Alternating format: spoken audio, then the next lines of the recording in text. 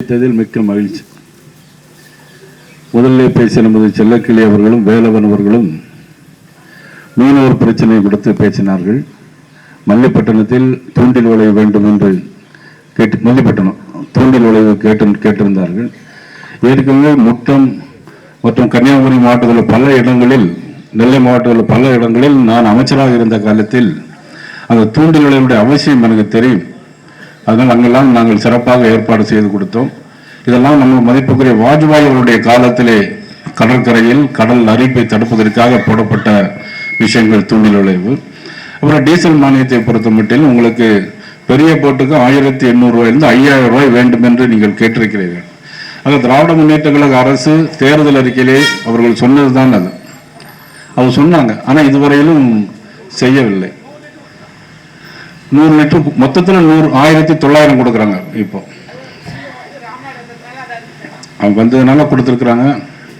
உங்களுடைய குறைகளை கேட்பதற்காக நான் வந்தேனே தவிர, இருந்தாலும் ஒரு சில விஷயங்கள் அவர்கள் சொன்னதை செய்யவில்லை. என்னன்னா, ஆட்சி பொறுப்பு உடனே ஏற்ற உடனே 1000 ரூபாய் தரேன்னா தரல. பார்லிமெண்ட் எலெக்ஷன் வரும்போது தான் கொடுத்தாங்க, 2 வருஷம் கழிச்சு கொடுத்தாங்க. வந்த உடனே அதுலேயும் பார்த்தீங்கன்னா பெண்களே வகைப்படுத்திலாம் பேசினாங்க, பெண்களை கேவலமாலாம் பேசினாங்க. ஆனால் அதுக்கு பிறகு பார்த்தீங்கன்னா நீட் தேர்வு உடனே ரத்து பண்ணிடுவோம்னாங்க.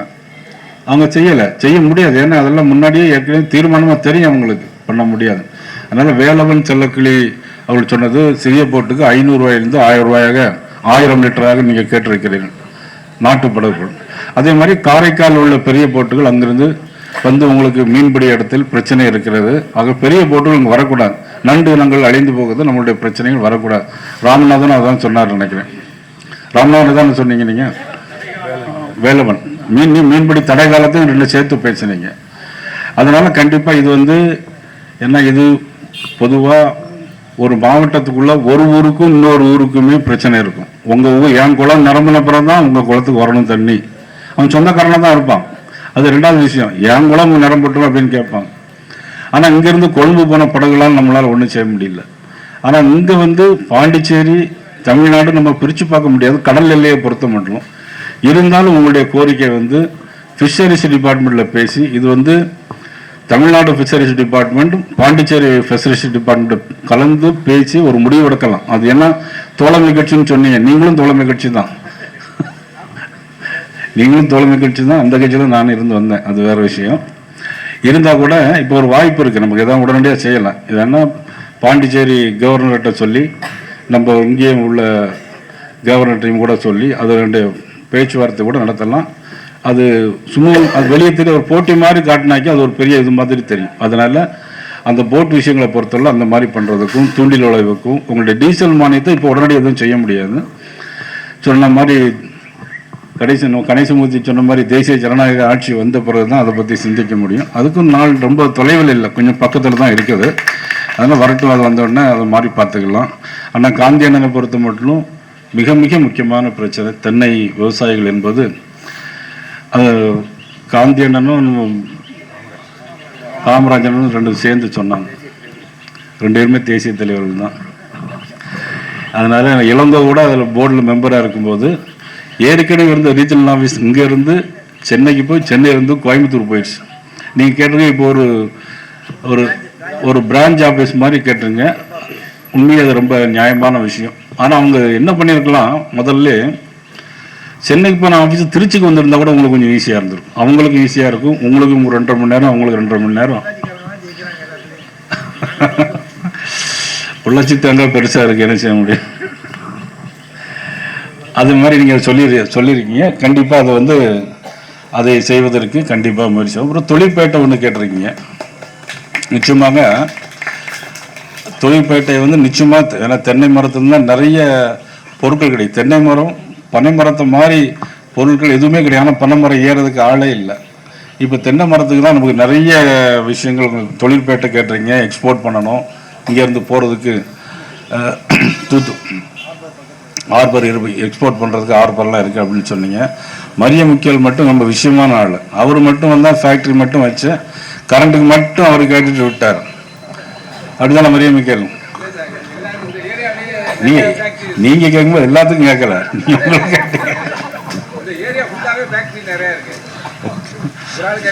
சரி, அதாவது இவங்களாவது கஷ்டப்பட்டு தேங்காய் வைங்க, நீங்கள் எக்ஸ்போர்ட் பண்ணுறீங்க, டாலர் பணம் உங்களுக்கு வந்துகிட்டே இருக்கு. பச்சை துண்டு போட்டு டாலர் வந்துட்டு இருக்குது, மரிய மக்கள் மட்டும்தான் வந்துட்டு இருக்கு. ப்ளீஸ், ஒன்றும் இல்லை. ஆனால் வந்து ரொம்ப முக்கியமான விஷயந்தான். அதுமாரி நம்ம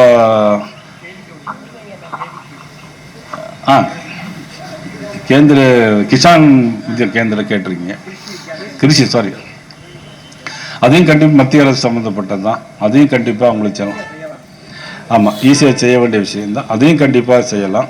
அதே மாதிரி நம்ம வைரவன் இப்போ பேசும்போது கூட சொன்னாங்க, இப்போ வந்து இந்த ஆயுஷ்மான் கார்டு, அது நேற்று தான் நாங்கள் டிஸ்கஸ் பண்ணோம். நேற்று வந்து நம்ம நிர்மலா சீதாராமன் கோயம்புத்தூர் வந்திருந்தாங்க. அப்போ அதில் வந்து இந்த மாதிரி கூட்டம் எல்லாரையும் வச்சு கேட்கும்போது அதில் வந்து என்ன சொன்னாங்கன்னா, இந்த மாதிரி இருக்கனால நான் உடனடியாக பார்த்துக்கிறேன் அப்படின்னு சொல்லிட்டு குறிச்சிட்டு போயிருக்கிறாங்க. அது இன்னும் ஒரு ஒரு ஒரு ஒரு மாதம் பார்ப்போம். அப்படி இல்லைனாலும் நம்ம தொடர்ந்து நம்ம வந்து ஏற்பாடு பண்ணுறதுக்கு அதெல்லாம் உங்களுக்கு முயற்சி பண்ணுறதுக்கு வைரவன், ஏன்னா நாங்கள் ஒரே ஸ்கூலில் படித்தோம். நான் வைரவன், கார்த்திகேயன், மணிவண்ணன், ரமேஷ் எங்கே அழகானோ ரமேஷ், நாங்களாம் ஒரே ஸ்கூலில் படித்தோம். அப்போல்லாம் நாங்கள் சொந்தக்காரங்களுக்கு தெரியாது. அப்போ ஏதோ வந்தோம், படித்தோம், போயிட்டு இருந்தோம். அது ஒரு முருகனில் வந்து நான் வந்து பாரதிய ஜனதா கட்சியில் பேச்சாளர் தேர்வுக்கு நாங்கள் ஆள் தேடிக்கிட்டே இருக்கோம். யாருமே இப்போ நாங்கள் நம்மளாம் பெரிய பேச்சாளர் கிடையாது பார்த்தீங்களா. ஆனால் முருகன் தானே, முருகன் அழகாக பேசினாங்க. நீங்கள் விவசாயி செத்து விழுந்தா 2 லட்சம், கள்ளக்குறிச்சியில் கள்ளச்சாராயம் குடிச்சு விழுந்தா 10 லட்சம். உண்மையிலே அது கொஞ்சம் ஒரு வேதனையான ஒரு விஷயந்தான் அது. அதே மாதிரி மத்திய அரசுல வந்து 1000 ரூபா கொடுக்காங்களே, நீங்கள் வந்து வருஷத்துக்கு 6000 ரூபா தானே கொடுக்குறீங்க, இன்னும் 1000 ரூபா 12000 ரூபா மாதம் மாதம் கொடுத்தா என்ன உங்களுக்கு மத்திய அரசு தானே அப்படின்னு கேட்டிருக்காங்க. கேட்ட கேள்வி வந்து அதில் ஒன்றும் தப்பே இல்லை, அது ஒரு நியாயமான விஷயந்தான். அதனால் முருகனுடைய வேண்டுகோள் நிச்சயமாக கூட. ஆனால் என்ன, ஒரு தமிழ்நாட்டுக்குள்ளே மட்டும் இது இல்லை, அது ஆல் இண்டியா ஃபுல்லாக கொடுக்க வேண்டிய ஒரு பிரச்சனை. அதனால் அது என்னென்னு நீங்கள் உங்களுடைய கோரிக்கைகளையும், அதெல்லாம் நியாயமான விஷயங்கள், இதெல்லாம் கண்டிப்பாக அதெல்லாம் பரிசீலனை பண்ண வேண்டிய விஷயம். சந்தர்ப்ப சூழ்நிலையை பொறுத்து முருகண்ணனுக்கு என்ன செய்யலாம் வேணும், அவங்களுக்கு சொன்னதெல்லாம் செஞ்சு கொடுத்துடலாம். அவன் நம்ம கௌதமன் சார் வந்து 1 நிமிஷம் தான் நிப்பாட்டணும், ஒரு பட்டன் அமர்த்தணுன்னாரு. ஏன்னா இது வந்து ஒரு ட்ரெயின் வந்து ஒரு பஸ்ஸை நிப்பாட்டணுன்னாக்கி ஒரு பட்டன் அமுத்திடலாம். ஒரு ட்ரெயினை நிப்பாட்டணும் அப்படின்னாக்கி என்ன பண்ணால் அங்கேருந்து நம்ம ஜிஎம் சென்னைக்கு எழுதணும். அவங்க ரயில்வே போர்டுன்னு ஒன்று இருக்குது, அது போர்டு 1 மாதம் 2 மாதம் ஒரு கூடும். ஒரு வாத்தியார் தயாராக தான் இருக்கார்.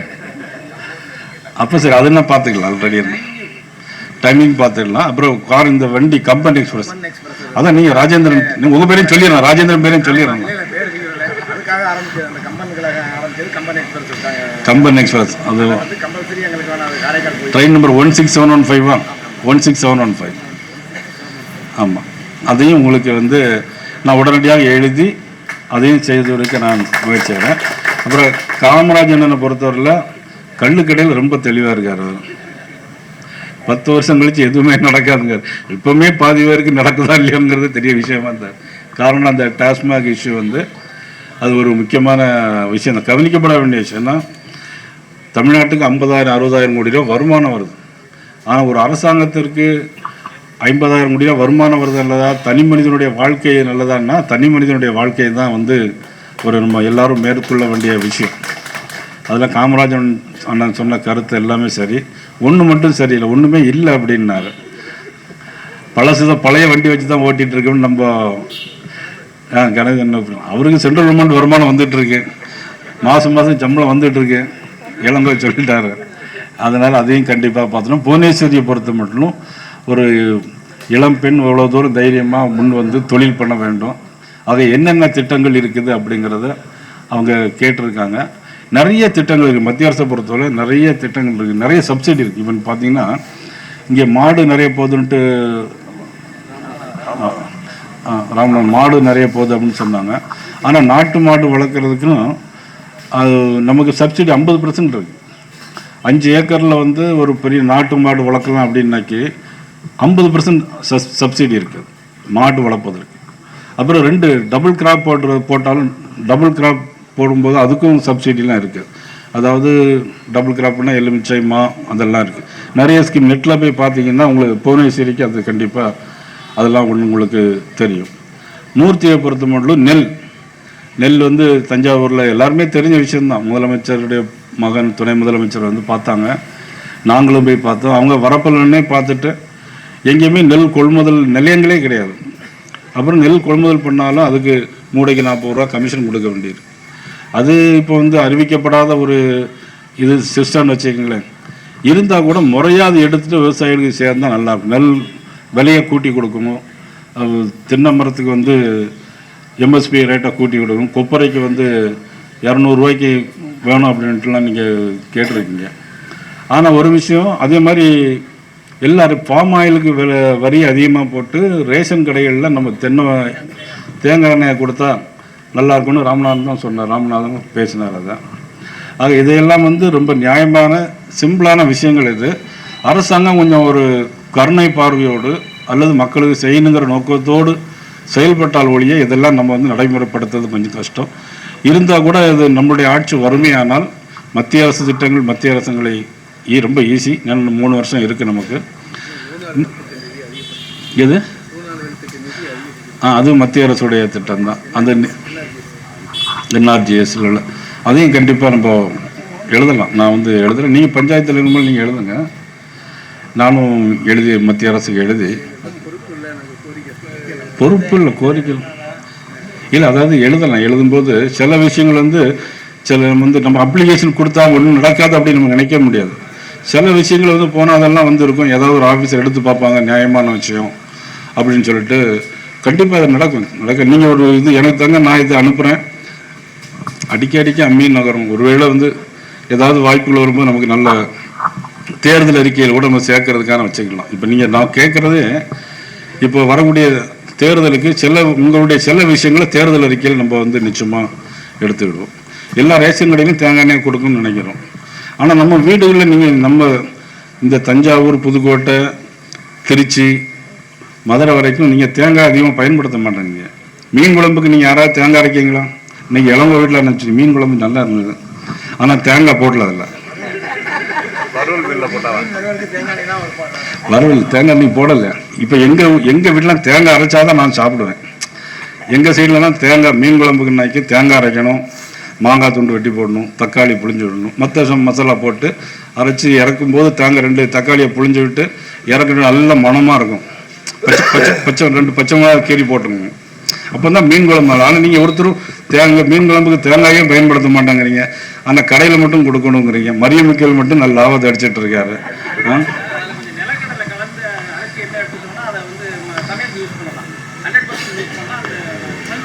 சரியாயிட்டு பார்த்து பண்ணிவிடுவோம்.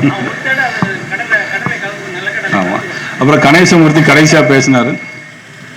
கணேசமூர்த்தி எங்க கணேசம் ஆமாம் இல்லை ஆமாம் சங்கு பண்ணணும். அப்புறம் இயற்கை நெல்லுக்கு அதிகமான விலை, அது ரொம்ப நல்ல விஷயம். அது இயற்கை சார்ந்த விஷயங்களுக்கு அதிக அது அநேகமாக நிறைய ஊர்கள் இருக்குது, பேக்கிங் போடுறாங்க. நீங்கள் வந்து கொட்டாரஞ்சம்பா இந்த சம்பா இது இருக்கு இல்லையா, அம்பை 16 போன்ற இந்த இதுக்கெல்லாம் வந்து இங்கே என்ன போடுறீங்க, என்ன பயிர் போடுறீங்க? கார்கவுனி, கருப்பு கவுனி, மாப்பிள்ளை சம்பா எல்லாருமே நீங்கள் போடுறீங்க. அதுக்கு வந்து இப்போ வந்து வெளியில் வந்து 1 கிலோ அரிசி வந்து 70 ரூபா 80 ரூபாய்க்கு தான் விற்கிறாங்க. நிறைய விற்கிறாங்க. அப்படி அவர் இளங்க வீட்டில் தூயமில்லை. இன்னைக்கு இவரில் கணேசமூர்த்தி வந்து எங்கள் தோட்டத்தெல்லாம் பார்த்து செய்ய சொன்னால் ஒரு நாள் வந்து பார்த்துட்டு ஏமாற்றிட்டு வந்துட்டார் இவருங்க. பிறகு இவர் எப்படி பண்ணி எங்கள் இடத்துக்கு வந்து சப்போர்ட் பண்ணலாம். நீங்கள் எல்லாம் அடுத்தால வாங்க, ஒரு நாள் வந்தார், அப்புறம் வந்துட்டார். அதனால் இந்த உங்களெல்லாம் சந்தித்ததில் ரொம்ப மகிழ்ச்சி. ஆனால் இதையெல்லாம் எந்த அளவுக்கு என்னால் நடவடிக்கைன்னு ரயில்வே பொறுத்தவரை ஒன்றும் இஷ்யூ இல்லை. மற்ற விஷயங்கள் எதுனாலும் கண்டிப்பாக செஞ்சு தர முடியும். காமராஜனுக்கு எப்படியாவது கல்லுக்கடையை திறந்து அதை கல்லுக்கடையை திறந்து நாடு முழுக்க டாஸ்மார்க்கை க்ளோஸ் பண்ணி ஏற்பாடு பண்ணி கொடுப்போம். நல்ல ஆனால் கல்லில் எப்படியும் போதை இருக்கும், இருக்காதுன்னு இல்லை, கண்டிப்பாக போதை இருக்கும், கொஞ்சம் இருக்கும். அதான் வரும்போது நான் எல்லாம் கூட சொல்லிட்டு வந்தேன். எப்படின்னா எங்கள் ஊரில் என்ன பண்ணுவாங்கன்னா, இல்லை கரெக்ட் தான், இல்லை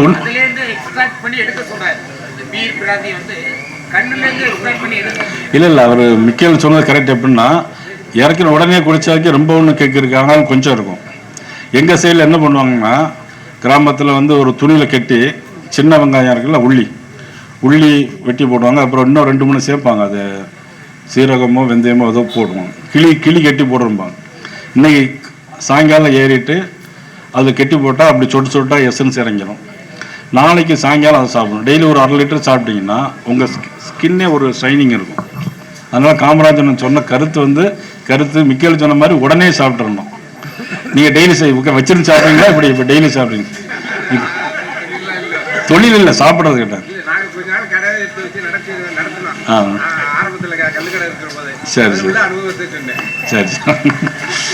இருந்தாலும் முடிஞ்ச அளவு உங்களுடைய கோரிக்கைகளை நம்ம கண்டிப்பாக நிறைவேற்றுவதற்கு முயற்சிப்பேன், பாடுபடுவேன். இந்த நேரத்தில் நீங்கள்லாம் உங்களை சந்தித்து இவ்வளோ நேரம் எங்களோட இருந்து கழித்த உங்கள் அனைவருக்கும் மனமார்ந்த நன்றியை தெரிவித்து மீண்டும் உங்களை சந்திக்கிறேன். நன்றி, வணக்கம்.